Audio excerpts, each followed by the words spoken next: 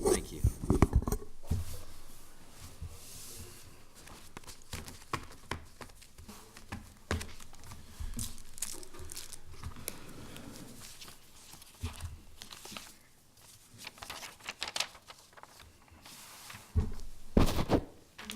Is Frank coming down? Frank is not going to be here today. Are you doing that? I'll do it, yes. Frank's at the bowl game. Is he really? The Scott Frost Bowl. He's in Atlanta.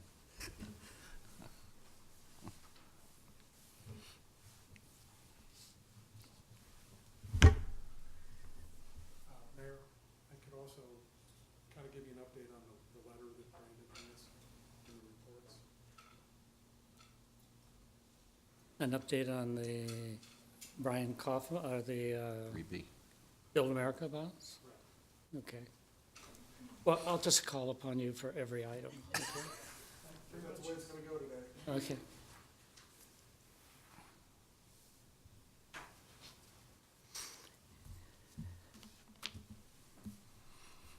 Okay.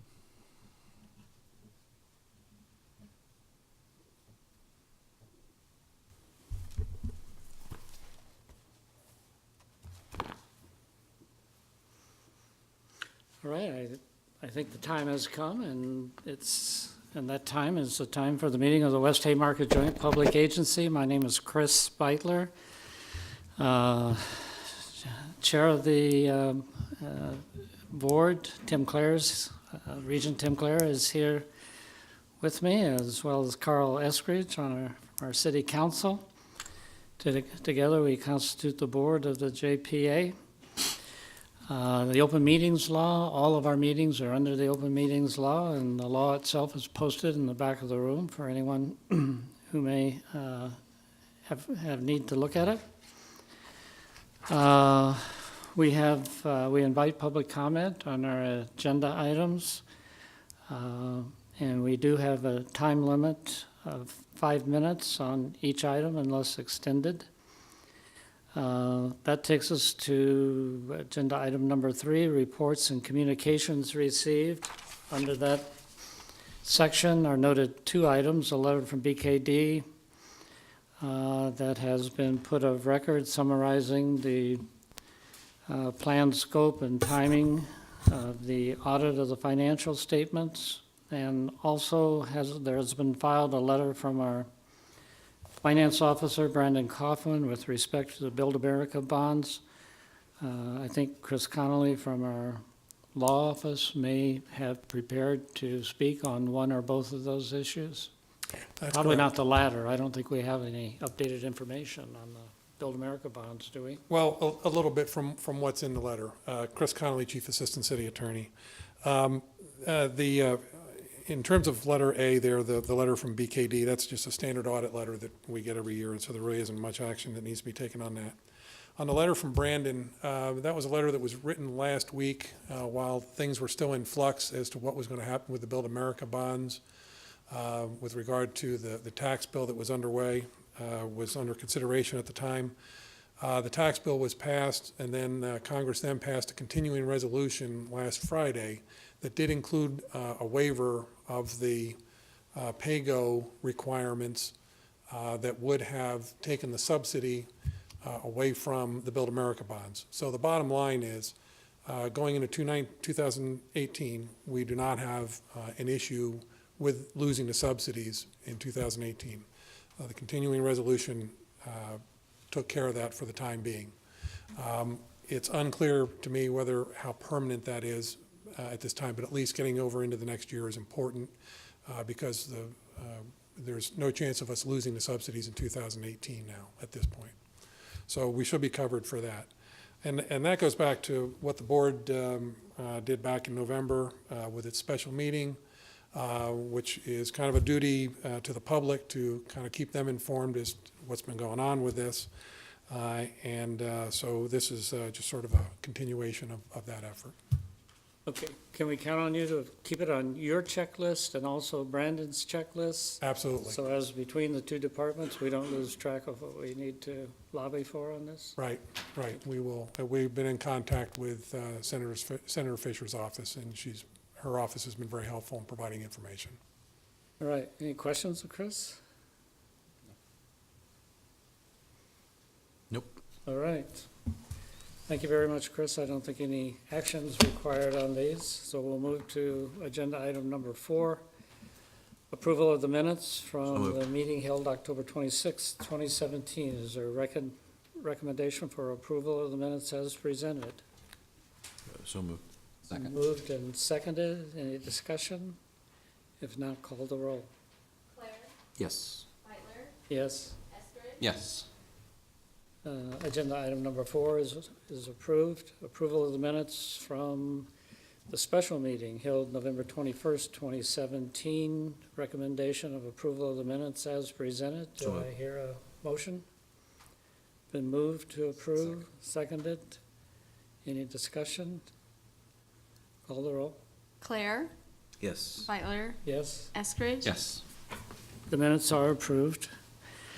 Agenda item number 6, Resolution 17-27 with regard to environmental covenants in the West Haymarket.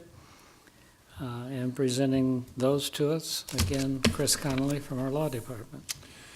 Frankie Larick, who has the most technical knowledge about this, is currently on his way to the Peach Bowl, and so I'm taking his place here on this. These resolutions, or these environmental covenants, rather, are similar to covenants that the board has approved previously on land north of O Street when some of the original properties were being developed. And essentially, the covenants will require that any future owners of the property beyond the JPA be required to comply in the same way that the JPA has been required to comply with certain environmental regulations from NDEQ and from the EPA. At this time, we are fully compliant with NDEQ regulations and EPA regulations. We've been under budget with all of this, with all the remediation work that we've done. But it's necessary to ensure future compliance with these regulations, and that's the reason why we want to go ahead and put these covenants on the property now, so that when the JPA goes to sell it in the future, those regulations will already be covered.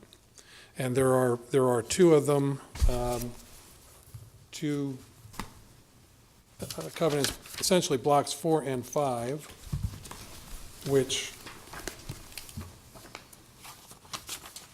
are covered by these. Let's see if I can do it this way. Well, probably do it like this. If I can zoom it in here a little bit. You can see the red zone area there. It's called Block 1, but we've been referring to it as Block 5. It's south of N Street and represents one of the areas covered.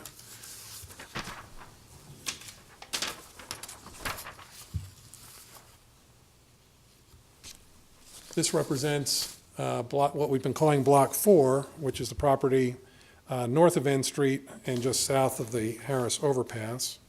That's the part of the second one.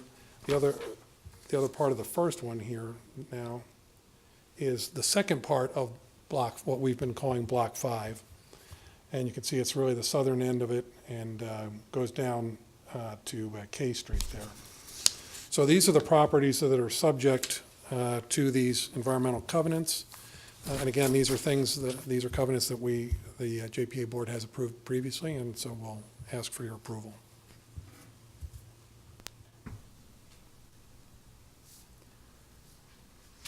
Okay, there's the questions of Chris, comments? Yes. Carl? So Chris, this is just business as usual. It's nothing new that we have. It's just in terms of making the record clear that, and for the future, that there are these issues with the land and the covenants on them to alert future buyers as to that. Correct. It's our responsibility to make sure that these environmental regulations are carried forward. And so by putting these covenants on the land, this is our way of sort of shifting that responsibility to future owners. And so, but to the extent that it's any kind of a real change. It's not, because we've had the duty to do that. We have been carrying out that duty.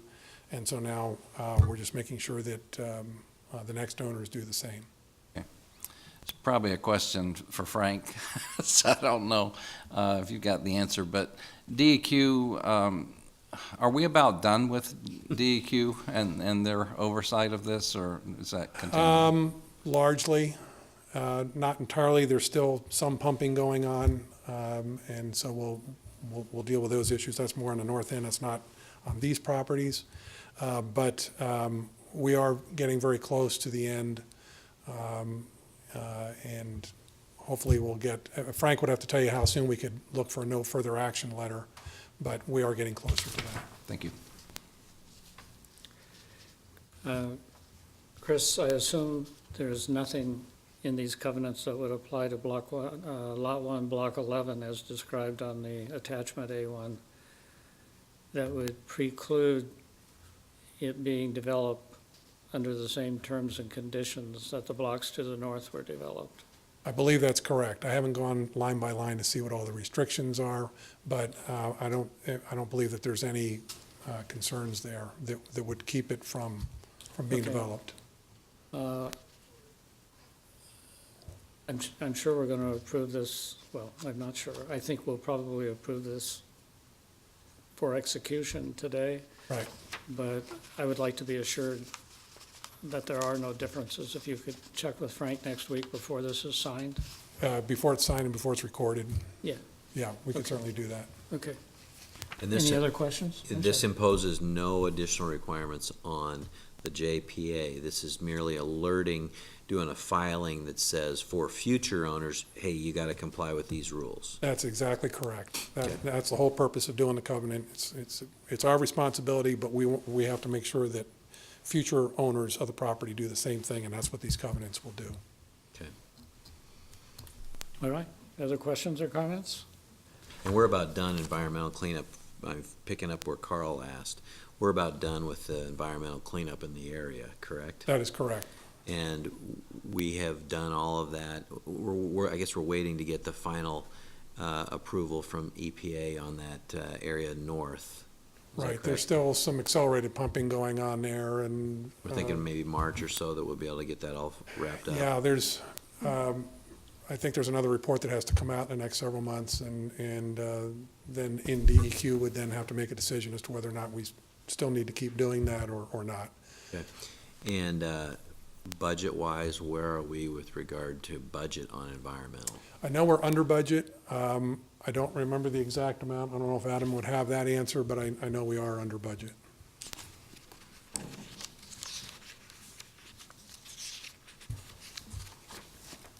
Identify yourself for the record, if you would, Adam. Adam Hobel-Heinrich, Regional Vice President of PC Sports. Looked at the numbers yesterday. We're still slightly over 7.2 million of the 7.5 million allocated for environmental work. Right, okay. While you're up here, remind me, just so we're not misleading anybody, Outlot C in this, under this resolution, under current conditions is not buildable, right? It would need to have dirt work and other kinds of work done, but would it need environmental cleanup work beyond what would be required, for example, with, A portion of Outlet C is buildable right now. The majority of everything on that block, north, including M Street and north, so if you extended M Street to the west and north, is buildable right now. And that was part of the altar cleanup project we did. We spent additional money over and top what we needed to environmentally in order to make that site pad ready. okay, And then Land that sub- leaves a triangle to the south that was just capped. So environmentally it's sound, it's just probably not geotechnically suitable for like a structure of some sort.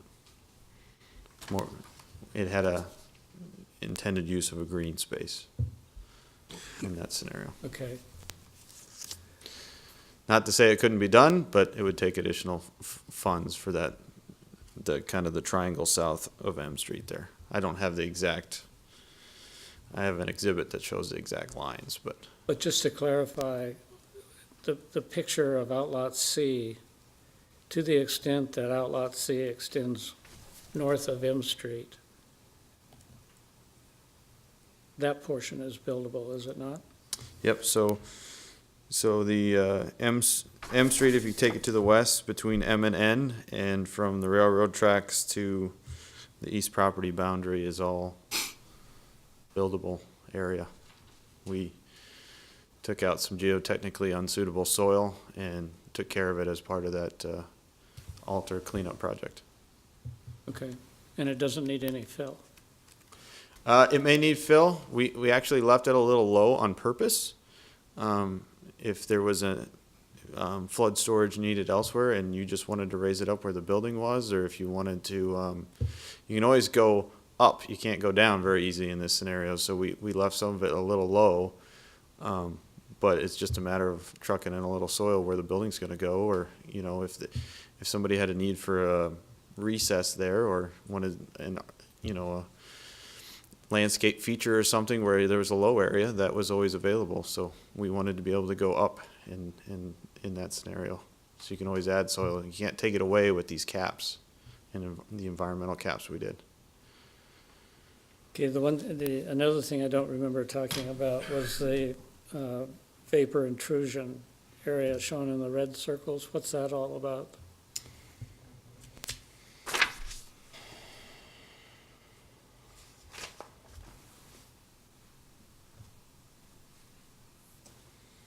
You know, that's a more of a frank question.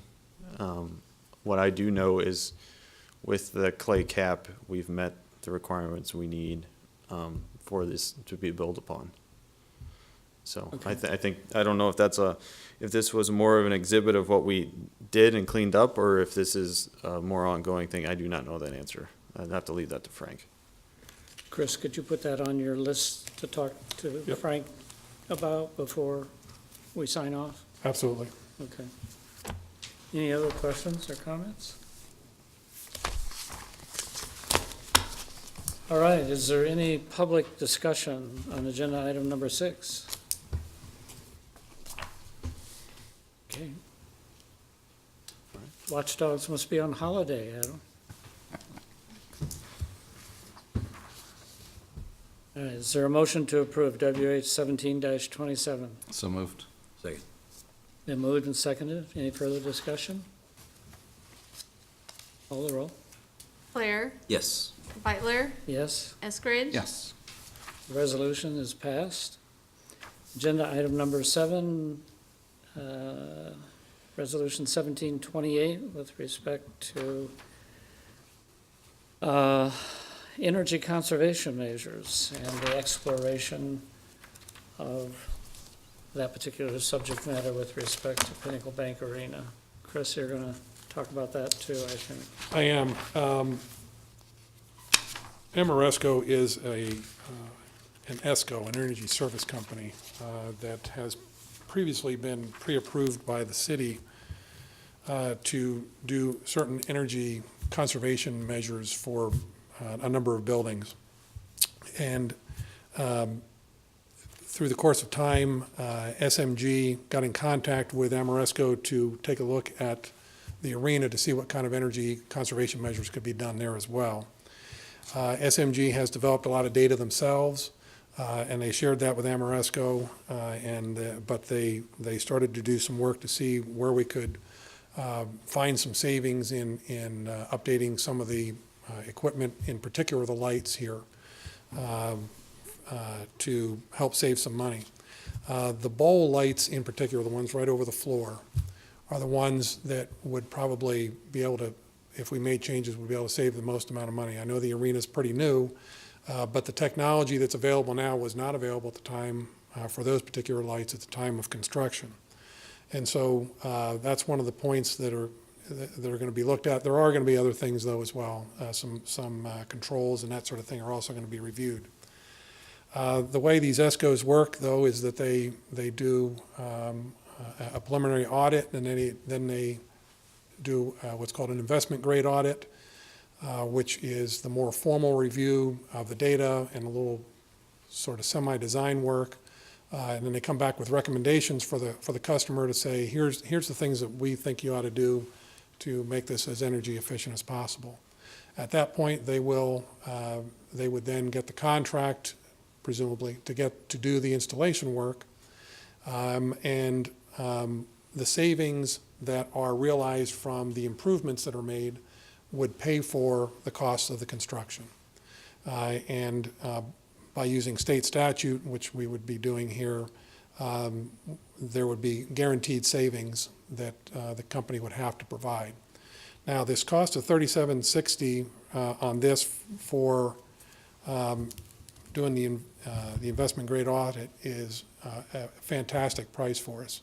For some of the buildings that we've done similar investment grade audits for the city, we've been seeing investment grade audit costs of anywhere from $55,000 to $100,000. Now, this cost, this $37.60, will actually disappear if we later hire Amoresco to go ahead and do the work. And a point I will emphasize right now is that we are not committing to do the work at this point. All that's going to happen is they're going to finish up the investment grade audit and make recommendations on work that should be done. But the work itself will not commence until this board decides that it needs to be done. And so when they come back with the recommendations, we'll come back and have another discussion with you on it. But until that time, this is the greatest exposure that we have. If we do not hire Amoresco to actually install things later on, then yes, we'll have to pay this $37.60. We won't get this back. But otherwise, we'll get rolled into the next contract. So having said that, we think there is great value in getting this work done for purposes of determining what kind of measures can be taken with the building, and we would ask your approval. Okay, questions of Chris? Thank you. This has multiple benefits. One, of course, is the efficiency side of things, but the other deals with the shows and some of the artists that want to have some special lighting features, and this would enable some of that to happen. And that those features from both an efficiency standpoint as well as from an artistic standpoint was not available 5 years ago. That's correct. I've talked with Tom Lorenz on this, and he said the technology was imperfect at that time. It wasn't quite ready. And so the decisions were made back at that time not to go ahead with it because they weren't sure how it was going to turn out. While now there are some proven results, and this, especially with these lights, this is the way to go. So. I'm sorry, what kind of lighting is that? Well, we're going to switch to LED lighting. Yeah. They're using the mercury halide lighting right now, at least over the ball. And so those would be replaced. And that's going to change out some controls, as I understand it, and make things more efficient. But as Tim indicated, it will also enhance some of the other kinds of performances that go on there. I got a little anxious during the Kansas game when the scoreboard kind of went out for a while. Yeah, this isn't, it's not that Nebraska's putting up so many points, we're burning the lights out. Yeah, that hasn't happened for a while.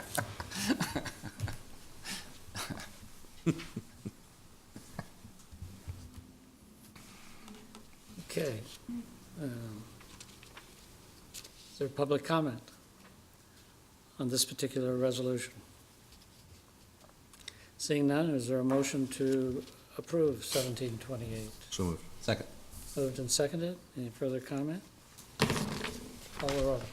Claire, Yes. Beitler, Yes? Eskridge. Yes.